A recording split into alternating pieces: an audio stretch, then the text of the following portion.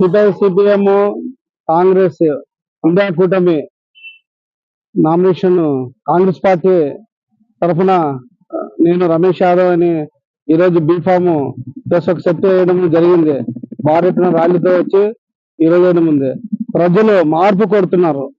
ఆ ప్రజల మార్పు ఏమి, కొత్త వ్యక్తి రావాలి, ఆధునికు కొత్త సమస్యను ఆధునిక సమస్యలు తీరుస్తాడని ఒక ఆశావాదంతో ఉన్నారు. నేను ఆధుని డెవలప్మెంట్, ఆధుని అభివృద్ధి అన్ని రకాలుగా నేను చేసి చూపిస్తానని చెప్తున్నాను. ఇంకొకంటే ఇండియా కూటమిలోన సిపిఐ, సిపిఎం ఇంకా మా కాంగ్రెస్ లీడర్లు అందరూ కలుపుకొని నేను ముందుకు వెళ్ళి ప్రజలకు ఆధునిక సమస్యలు గురించి చెప్తారని చెప్తున్నాను. ఎందుకంటే గతంలోన వాళ్ళు ఒక్కొక్క నాయకుడు 20 ఏళ్ళు పాలించిన వ్యక్తులు ఉన్నారు. మళ్ళీ వాళ్ళు ఎంతవరకు ఆధుని డెవలప్ చేశారు, ఆధుని ప్రజలకు ఎన్ని కష్టాలు ఉన్నాయి, ఆధునిక రైతులకు సాగునీరు మరి తాగునీరు ఇవన్నీ ఇవ్వడం ఇవన్నీ చాలా ఇబ్బంది ఉంది. ఈ రోజు రాజశేఖర రెడ్డి చేసిన కాంగ్రెస్ పార్టీలో బసాపురం ట్యాంకు నీళ్ళు ఆ రోజు శాంక్షన్ చేసినప్పుడు ఇంతవరకు మన ఈ 10 ఏళ్ళు అవుతుంది, రాజశేఖర 12 ఏళ్ళు అవుతుంది రాజశేఖర వెళ్ళినప్పటి నుంచి ఇంతవరకు మన ఆధునిక నీళ్లు చాలా ఇబ్బందిగా ఉంది. 10 రోజులకు ఒకసారి వస్తున్నది.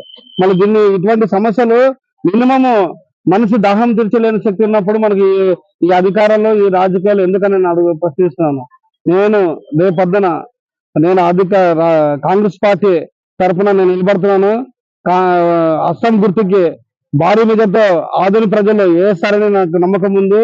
ఆధునిక ప్రజల నుంచి ఎంత మార్పు కావాలో అంత మార్పు కోరుతున్నారు. ఆ మార్పే రేపు 14వ తేదీ ఎలక్షన్ రోజు గుర్తింపు ఉంటుంది.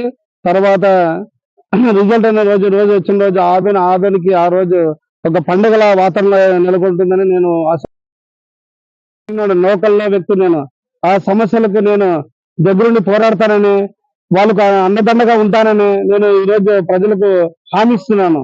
ఎందుకంటే నేను గతంలో నా వరకు నేను చేసిన పనులు నేను నిజాయితీగా చేసుకుంటూ వస్తున్నాను. కానీ ఈ రోజు పెద్ద భారం నాకు ఒక కాంగ్రెస్ పార్టీ భారం ఇచ్చింది. ఆ భారాన్ని మోసుకొని ఆధునిక ప్రజలకు అండదండగా అర్ధరాత్రి అయినా తలుపు తడితే నేను లేచి వాళ్ళ సమస్యలు తీర్చడానికి నేను ముందుంటానని ఈ సభముఖంగా తెలియజేస్తున్నాను. ఇంకా రాబోయే రోజుల్లోన మా కాంగ్రెస్ పార్టీ రేపు 25 నుంచి ప్రచారం స్టార్ట్ చేస్తున్నాము.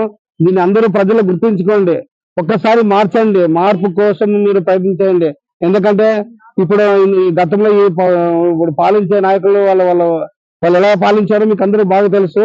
ఇప్పుడు మళ్ళీ ఇంకోటి బీజేపీ ప్రభుత్వము ఇండియాని ఎప్పుడో నాశనం చేసి పరిస్థితి.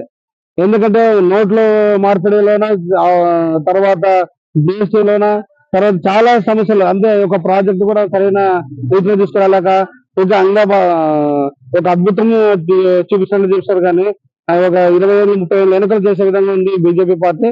ఈ బీజేపీ పార్టీకి ఇక్కడ వైసీపీ పార్టీకి త్వరలో బుద్ధి చెప్పడానికి 13వ తేదీ జరగబోయే ఎలక్షనే దానికి నిదర్శనమని నేను భావిస్తున్నాను. ఎందుకంటే రేపు జరగబోయే ఎలక్షన్ లోన వైసీపీ పార్టీకి బుద్ధి చెప్పడానికి ఎంత అవినీతి పాలన జరుగుతున్నది.